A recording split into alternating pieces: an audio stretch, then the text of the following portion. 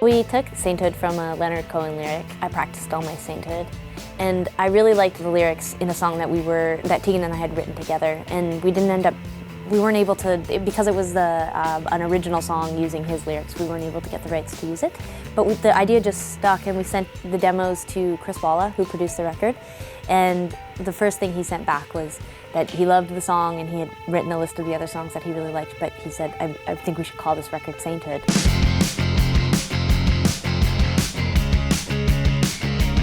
I think it's a pretty universal themed record, but I think we were writing from our perspectives about the situations we were in. Sara's single and writing, from that perspective, and I had started dating someone I had chased on the last record, the con.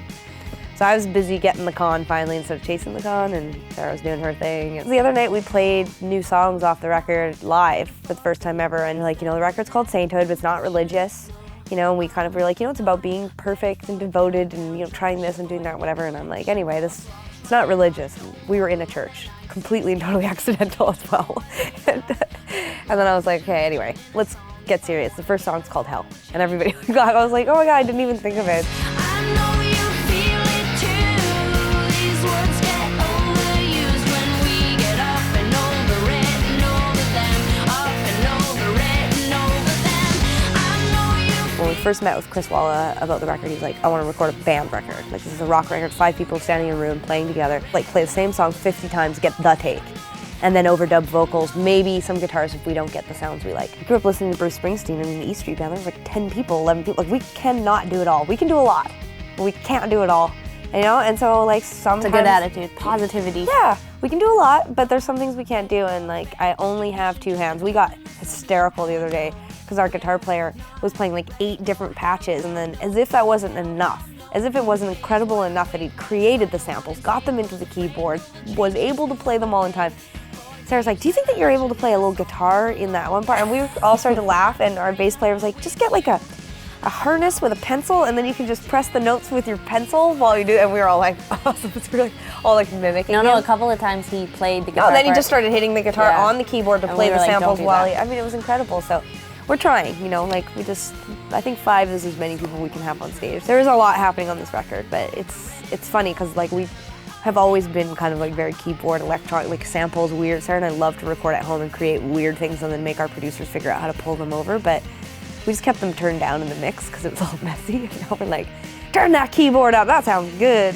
Ways to remove all the bad that we do from the heart and the soul of the city, sad and cold. 4 ways to collect what we say and what we save, to discard and discover a brand new way. We both write about sort of the same things and from the same experiences and that sort of thing. The bigger challenge for us and for Chris Walla and Howard Redekop, who produced the record, is trying to rein in the different music styles. Tegan has a recording style, and also her kind of like style of writing, the way that she puts songs together is so different than mine that in demo form there are times over the last couple of records before we go into the studio I just think, how are these going to work? How will they fit together and make sense? And as Tegan finally goes through puberty and our voices change, I feel like our styles of singing become more obvious, that we're not the same person. And it used to be so easy. It sounded like the same person was singing every single song.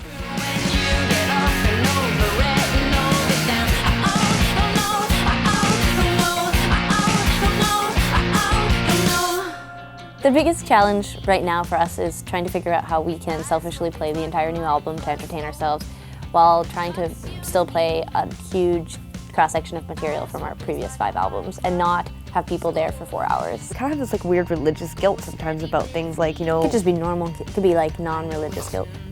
You're right. It doesn't have to be, we're not guilty about something that's religious, but I just mean like, that like when people God are like, isn't judging us. oh, it's my Catholic guilt or whatever, right? I'm jealous because I'm like, what am I? I'm nothing. So I'm like, it's my religious guilt. I say it's my child of divorce guilt. Whatever it is, it's guilt, and we feel bad because all the fans are like, we want this song and that song and our trees from our first record, and I'm like, look, straight up, I don't want to play that song. 99% of the people in the audience do not want to hear that song. But there's just those like 3 glowing happy faces in front row are like, a superstar? And you're just like, I'd rather be dead. Well, so, not dead, but at home. Like emotionally in dead. the hospital. Artistically maybe for a dead. week. Yeah. In the hospital too for a while as well. Just with pneumonia or something. And that's probably very painful. Somebody wrote me the other day and they said that they felt like, because we had a light show and outfits and a record company, like, you know, like that we were just too manufactured now, and they were just like, the real Tegan and Sara just isn't gonna be there anymore, and I just don't know if I can support this new Tegan and Sara. And I'm like, trust me, dudes, we are the same Tegan and Sara. We just have to say no to more people, you know, and lights, better lights. I mean, like, that's exciting, especially if you've had a couple drinks. It's always really exciting when the strobe light comes on halfway through a concert, especially when it's us. Hey, it's exciting for us too because we don't have to, like, we don't move around a lot. There's no Yeah, we scissor need some kicking. lights. It doesn't mean we've lost touch with you.